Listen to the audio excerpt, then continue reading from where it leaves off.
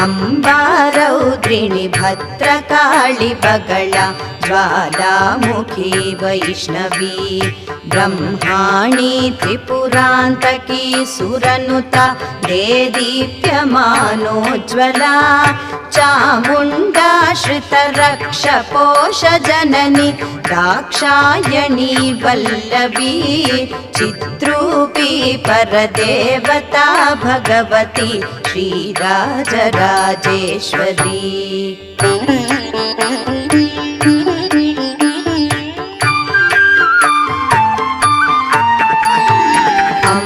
अम्बाशूलधनु कुशाकुशधरी अर्धेन्दुबिम्बाधरी Varahi मधुकैटभप्रशमनि Vani Rama सेविता मल्लाद्यासुरमूकदैत्य